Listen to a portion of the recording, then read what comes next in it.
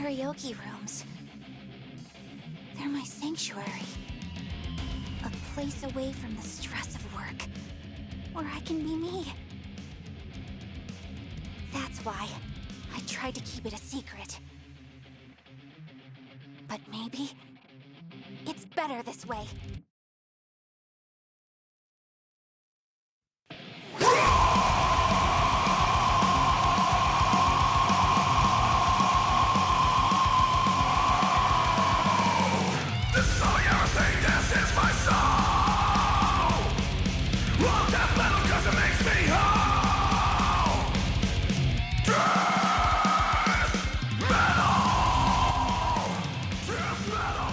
Have you ever had a shitty job that you hated, whether it be full-time or part-time, where you feel like you're treated like garbage by either your employer or your coworkers, who take advantage of your good nature and your willingness to help out and be a team player? Does it send you into a blind fury of rage or misery? Do you want to just rip your hair out or cry? If you answered any of these questions with yes, then I think you could have a deep appreciation for Aggretsuko. Aggretsuko stars Retsuko, a red panda who, as she defines herself, is a corporate slave, going in and day out to her same office job that she hates, with a dickhead boss and employees who take advantage of her good nature. I remember seeing a trailer a while back and thinking, that's pretty cute, and then I completely forgot about it until recently, where it was added to Netflix in English. I watched it one night on a whim just because I was like, I remember seeing the trailer for this was cute. I did not anticipate how much I would actually fall in love with this show. I also did not anticipate the amount of depth that this show was going to contain. I would have never believed that I would have been able to emphasize and relate so much to a character who's supposed to be a red panda who loves death metal. After saying that out loud, I realized how much this character was hand-tailored to my preferences. I've become so jaded and cynical that I was honestly taken aback by how charming this show really was. I couldn't believe how great every character was, and yes, even the ones that are made to be shitty because they do their job well, even if some of them are more one-noted than others. I didn't think that they'd get an actual redemption and show that they have more depth of a character than just one note, to just be an asshole in opposition to push the characters forward for the plot. There's an actual plot. Characters have arcs. It's amazing. I loved it. There's so much to talk about, I don't even know where to begin. I guess we'll start from the top and talk about the dub, because that's what I watched it in. And the dub is amazing. It had a star-studded cast, and I loved everybody. Everyone's performance was amazing. Patrick Seitz was the voice director, and further solidifying why he's probably one of my favorites, if not my favorite person who's working in the industry currently. Erica Mendez did a great job as Retsuko. Tara Platt plays Wasashimi, her supportive friend that she goes to karaoke with that gives her a bunch of life advice. Todd Haberkorn plays the suck-up to the director, who's played by Josh Petersdorf. Probably said that wrong, but hey, who cares? You got to do another stellar performance where he plays a pig. It's also really nice to see that they brought in a lot of fresh faces, going off by their behind the voice actor pages where they only had like one or two other previous roles. I don't really know how much in depth I want to go into the story because I do want people to go and watch this after seeing this video. So I guess we'll start talking about the main players of the story. Retsuko is your underappreciated, overworked red panda main character, along with her two co-workers, Haida the hyena and Feniko the fox. She is the best. You can't argue with me. Don't waste your time. Just accept the fact she's best. I love how all of her friends in the show just feel like they really just care about her well-being and want what's best for her. They're really supportive for her and they listen to her. That's why Wasashimi and Gori are seriously probably the best characters in this show. It's unfortunate they pale in comparison to the best character, the yoga instructor, whose only words he says are protein, whose Cosmo brain is so large he has opened up his third, his fourth, and even his fifth eye. And honestly, if it wasn't for him, Retsuko would have never really became close friends with Washimi and Gori and be able to show people who she really is and accept who she really is and able to move forward with her life and actually face her problems. The show tackles a lot of actual real life issues that people struggle through day in day out, like their place in the world and their overall happiness at this what feels like sometimes to be a dead-end job, their dickhead bosses that take advantage of them, along with asshole co-workers who are just straight up mean to you and take advantage of your good nature, sexual harassment, which unfortunately still takes place at some jobs in real life, and characters don't just sit idly by and crack jokes about it or accept this unfairness like a lesser show would have. They actually seriously tackle these issues head on and try to improve their overall lives. They tackle real personal shit like people's fear of acceptance and hiding who they really are because they're afraid what other people will think of them. The anxiety of going in and day out to an abusive, toxic environment like work can be, wondering if it's really all that worth to just keep putting up with it, constantly worrying about your future, wondering what the fuck you're gonna do with your life. You're stuck in this shithole where you you turn to doing shallow stuff and things that overall won't make you happy, just so you can try to escape it. It is commentary about relationships and sometimes the unfortunate reality that people do pretend that they're really happy when they're not, just so they won't be lonely. They run themselves ragged trying to maintain this image and idea of themselves, even though that's not who they really are. When I count to 10, I'll be a happy girlfriend. When I count to 10, I'll be a happy girlfriend. When I count to 10, I'll be a happy girlfriend. When I count to 10, I'll be a happy girlfriend.